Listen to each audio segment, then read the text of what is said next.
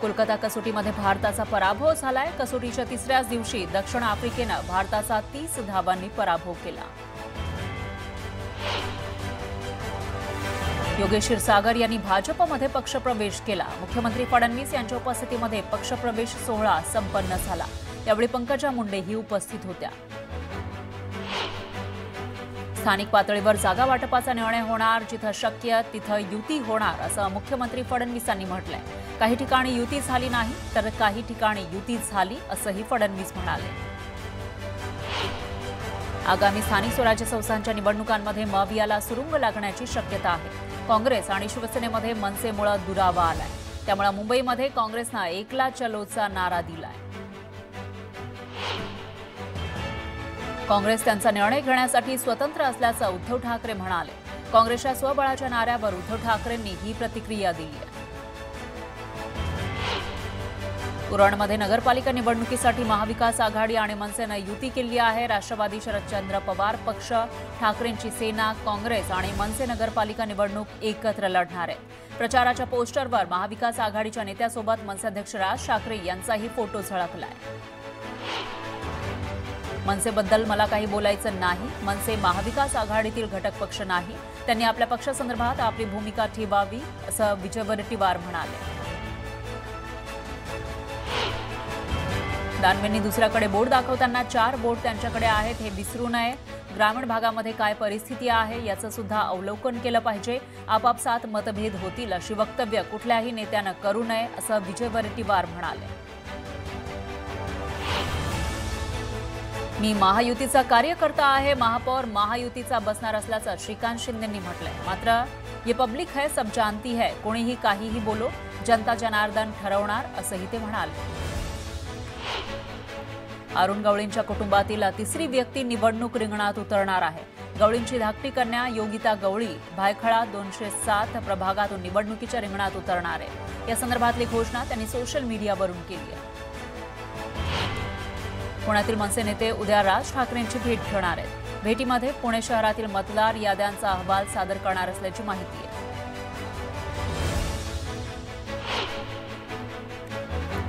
सांगली जिल्ह्यातील ईश्वरपूर नगर परिषद निवडणूक काँग्रेस सोबत लढणार असल्याचं जयंत पाटील यांनी सांगितलेलं आहे। तर जत आणि शिराळा नगर परिषदेसाठी दोन्ही राष्ट्रवादी एकत्र येणं हा प्रयोग आहे असंही जयंत पाटील म्हणाले। सांगलीतील ईश्वरपूर नगर परिषद निवडणुकीसाठी शरद पवारांच्या राष्ट्रवादी पक्षाच्या उमेदवारांनी आज अर्ज दाखल केले। आमदार जयंत पाटलांच्या उपस्थितीमध्ये आनंदराव मलगुडेंनी नगराध्यक्षपदासाठी उमेदवारी अर्ज दाखल केला। ईश्वरपूर नगर परिषद निवडणुकीसाठी शरद पवारांची राष्ट्रवादी आणि काँग्रेस पक्ष संयुक्तपणे निवडणूक लढवणार आहे। भुसावळमध्ये उपविभागीय कार्यालयामध्ये उमेदवारासोबत आलेल्या सूचक आणि पोलिसांमध्ये वाद झालेला आहे। तर सूचकांच्या प्रवेशावरून हा वाद झाला। एका सूचकाला प्रवेश दिला जात असल्याने उमेदवारांनी नाराजी व्यक्त केली। कार्यकर्त्यांच्या समस्या सोडवण्यासाठी 24 तास उपलब्ध असल्याचं वक्तव्य गुलाबराव पाटलांनी केलं। तर युती हो किंवा न हो, कामाला लागण्याच्या सूचना त्यांनी कार्यकर्त्यांना दिल्या। चिपळूणमध्ये महायुतीनं जोरदार शक्ती प्रदर्शन केलं। राष्ट्रवादीकडून मिलिंद कापडी यांनी नगराध्यक्षपदासाठी उमेदवारी दाखल केली आहे। तर शिवसेनेकडून उमेश सपकाळ अर्ज दाखल करणार आहेत। सावंतवाडी नगर परिषदेच्या निवडणुकीसाठी भाजपच्या माजी नगराध्यक्ष अन्नपूर्णा कोरेगावकर यांनी 2 उमेदवारी अर्ज दाखल केले। एक अपक्ष म्हणून तर दुसरा अर्ज हा भाजपकडून दाखल केलाय। भाजपकडून अधिकृतपणे एबी फॉर्म न मिळाल्यानं त्यांनी 2 अर्ज भरले। महाडमध्ये भाजप आणि राष्ट्रवादीनं शक्ती प्रदर्शन करत उमेदवारांचे अर्ज दाखल केले। महाड नगरपालिकेवर राष्ट्रवादी 15 तर भाजप 5 जागांवर निवडणूक लढणार आहेत। नगराध्यक्षपद राष्ट्रवादीकडे राहणार आहे। बुलढाणा जिल्ह्यामध्ये भाजपनं मित्रपक्षांसोबत जुळत नसल्यानं भाजप एकला चलोरेच्या भूमिकेत आहे। त्यामुळे शिवसेना शिंदे गट आणि राष्ट्रवादी अजित पवार गट एकत्र लढणार असल्याची चिन्ह आहेत। काँग्रेसनं थेट वंचित सोबत घरोबा केल्यानं राष्ट्रवादी शरदचंद्र पवार पक्ष आणि शिवसेना युबीटी नाराज असल्याचं बोललं जात आहे। गोंदिया आणि भंडारा जिल्ह्यामध्ये होणाऱ्या नगर परिषद आणि पंचायत समिती निवडणूक स्वबळावर लढणार असल्याचं खासदार प्रफुल्ल पटेलांनी जाहीर केलं। एखादी जागा युतीमध्ये लढू असंही प्रफुल्ल पटेल म्हणाले। त्यामुळे महायुतीत फूट पडल्याची चर्चा आहे। सिंधुदुर्गच्या सावंतवाडीमध्ये शिवसेनेच्या उमेदवारांनी देवदर्शन केलं। त्यावेळी दीपक केसरकरही उपस्थित होते। पारंपरिक पद्धतीने पूजा करून आगामी निवडणुकीतील यशासाठी त्यांनी साकडं घातलं। उल्हासनगरमध्ये भाजपला मोठा धक्का बसलेला आहे। भाजपच्या 4 माजी नगरसेवकांनी शिंदेच्या शिवसेनेत प्रवेश केला। अंतर्गत गटबाजीमुळे भाजपला हा धक्का बसल्याचं बोललं जातंय। चंद्रपूरच्या ब्रह्मपुरी नगर परिषदेच्या निवडणुकीमध्ये भाजपमध्ये नगराध्यक्षपदावरून मोठा पेच निर्माण झालाय। विलास विखार यांना एका गटाचा विरोध आहे, त्यामुळे हा पेच निर्माण झालाय। जुन्या कार्यकर्त्यांना संधी देण्याची मागणी कार्यकर्त्यांनी केली।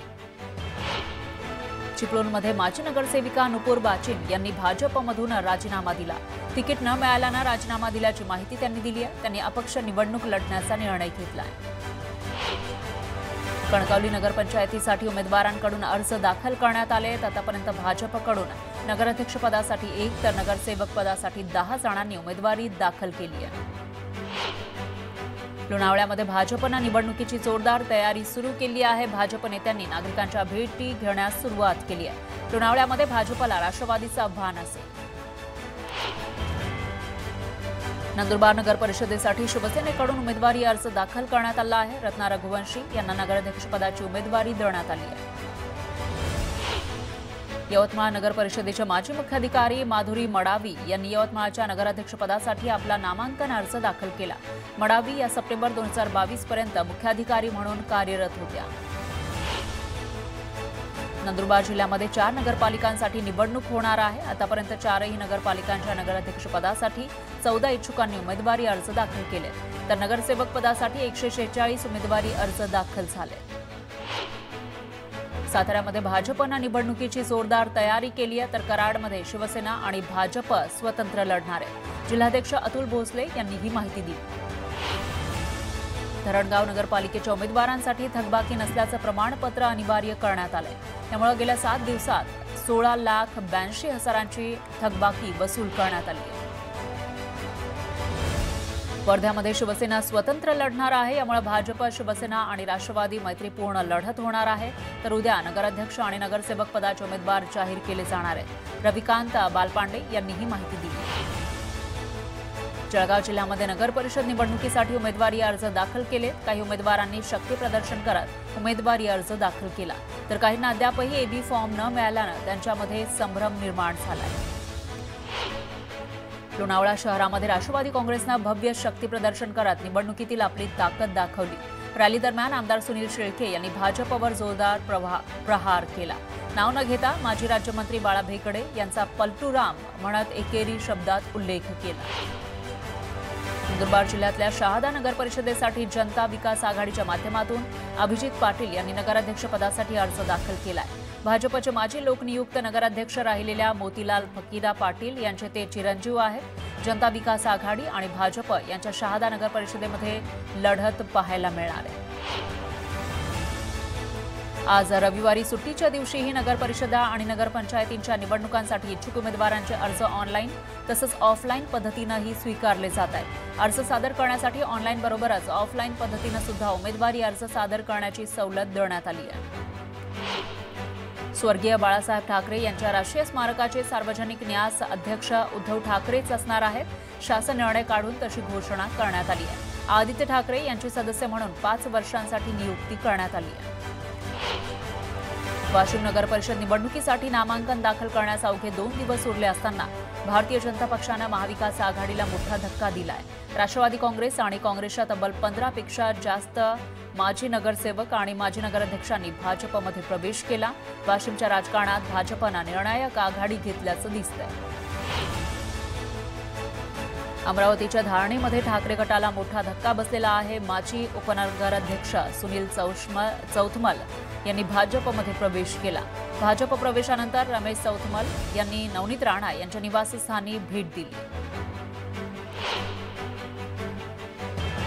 कराडला नगरसेवक पदासाठी 101 जणांनी तर 3 जणांनी नगराध्यक्ष पदासाठी अर्ज भरले।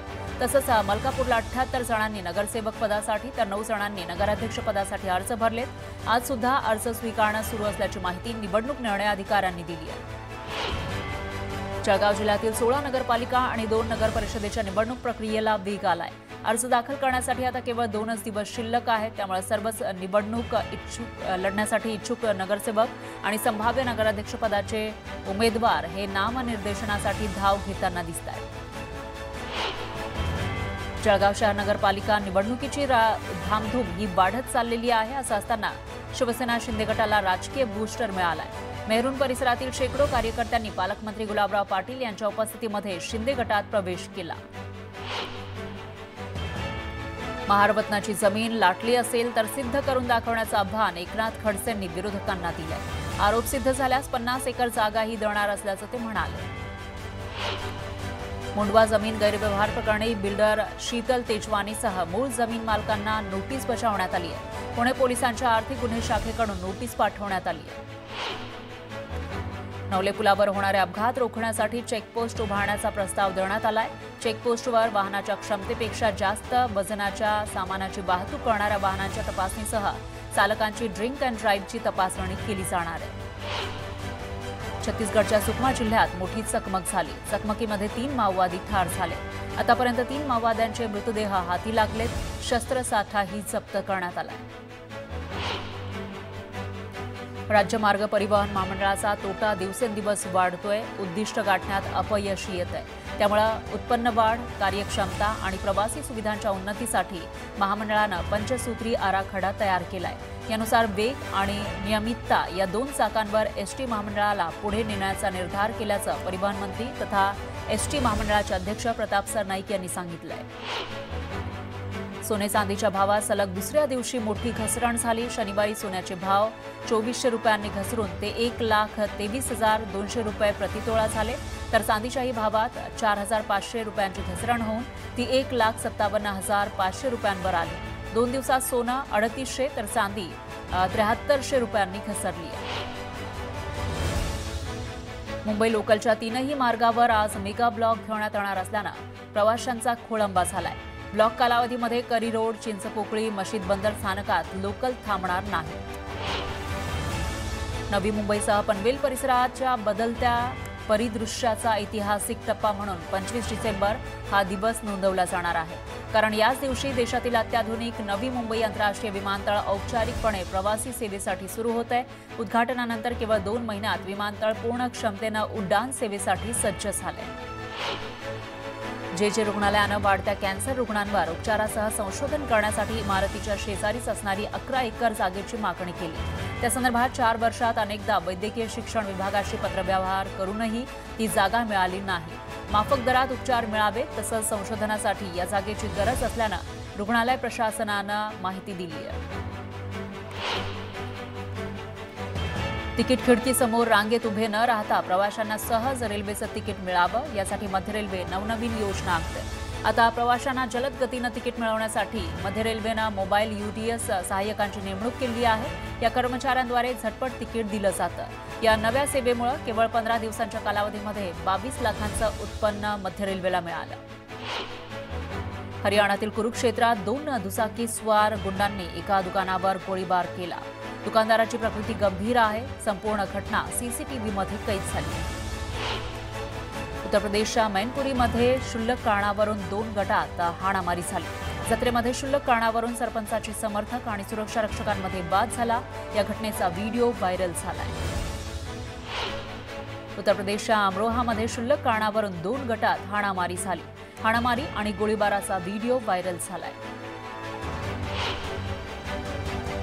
गुजरातमधील बडोदरा इथं एका गावात मगर दिसल्यानं खळबळ माजली।